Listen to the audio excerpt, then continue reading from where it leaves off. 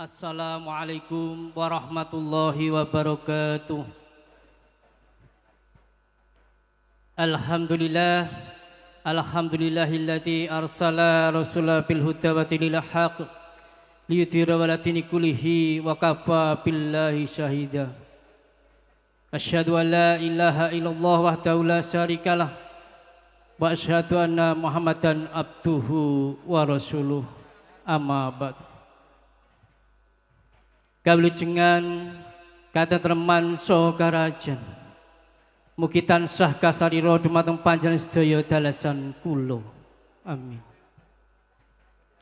Kunjuk dumateng panjenenganipun para bini sepuh, para sesepuh ingkang hanggo ngamastuti dumateng bebayaning kautaman ingkang dagina bekten, para pangembating praja satriyaning negari, pinaka pandam-pandaming kala dasih ingkang pantes sinudarsana. Para alim, para ulama ingkang rinten kalawan dalu tansah sumanding kitab suci wayuning ilahi pinaka kiblating para panembah ingkang satuhu luhuring budi.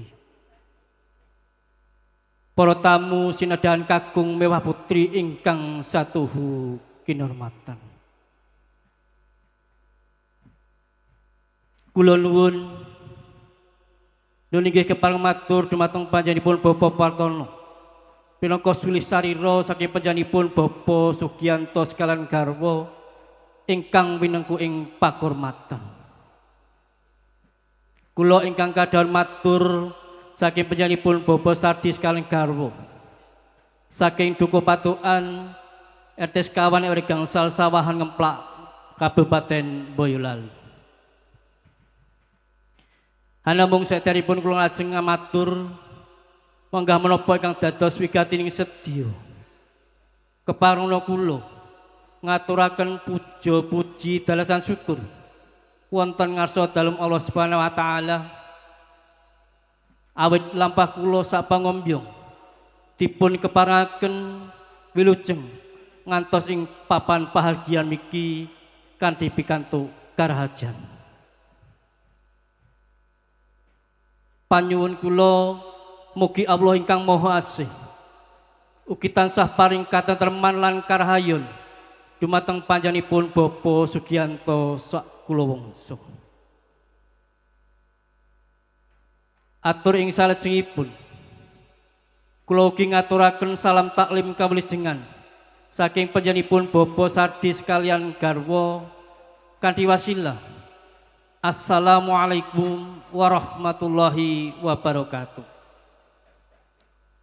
Kunjuk dumateng panjenenganipun Bapak Sugiyanto sekalian garwa ing pidalem Dukuh Jatikuwung RT Gangsal RW Gangsal Gondangrejo Kabupaten Karanganyar. Mugi saged katampi saha kaaturaken kanthi renaning manah. Wonten ingkang dados wigatining sedya sowan kula ing mriki kalanggan siang punika saperlu nyuwunaken ngaturaken calon temanten kakung pun bagus Adi Septiawan putra Atmojo saking panjenenganipun Bapak Sardi Ibu Mujinah saking Patukan RT sekawan RW Gangsal Sawahan Ngemplak Kabupaten Boyolali. Panyunipun Bapak Sardi sekalian garwa mugi kadhapa kalian putra putri panjenenganipun Bapak Sugiyanto sekalian garwa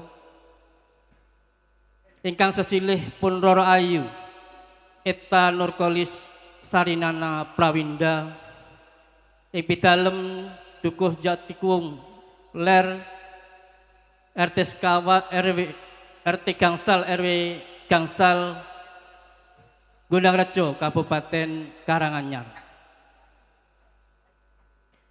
Bringkas sembadaning sedya dawuhing temanten kula sumanggaaken dumateng panjenenganipun Bapak Sugiyanto sekalian garwa. Atur ing salajengipun calon temanten kakung dipun kanteni syarat sarana ubo rampe jangkeping ponokrami awujud bujo lan waspro anamung boten saged kula sebat setunggal hambaka setunggal lan ugi dipun jangkepi dranjang seta ing isinipun redana sedaya menika wau kaaturaken dumateng panjenenganipun Bapak Sugiyanto sekalian garwa. Ing salajengipun pisuwan kula kairing sanak sederek tangga tepalih hambak menawi kula sak pangombyong wonten lepating atur sak klimah saha laku sak tindak mawantu-wantu tansah nyuwun agunging pangapunten. Ing salajengipun kula sak pangombyong derek memuji mugi-mugi temanten salimpit pikantuk wahyuning jodoh tansah atut runtut reruntungan ngantos kaken-kaken lan ninen-ninen mugi dados keluarga ingkang sakinah mawaddah warahmah. Allahumma amin. Nuhoni panjenenganipun Bapak Sardi sekalian garwa kagem ngraketaken pasederekan lan ugi nyuwun donga pangestu dumateng para pinisepuh, para sesepuh ing benjang dinten Minggu Kliwon Surya kaping 11 Desember warsa 2000 selangkung kirang langkung tabuh sedasa siang.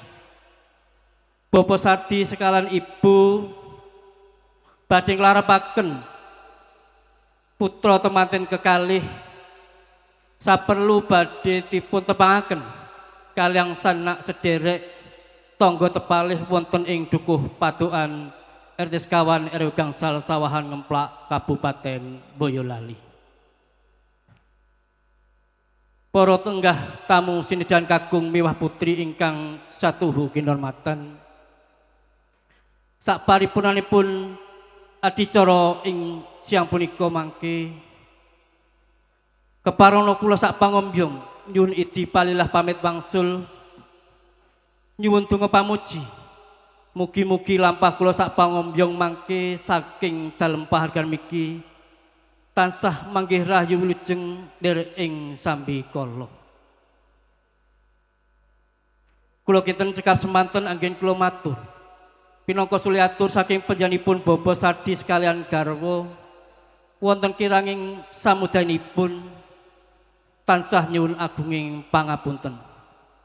Dene kula nglenggono kathah kekirangan saha kelepatan wonten kiranging trapsila cewet kuciwaning basa mawantu-wantu tansah nyuwun agunging samudra pangaksama. Pasana cekap peputane ngatur billahi taufiq wal hidayah. Wassalamualaikum warahmatullahi wabarakatuh.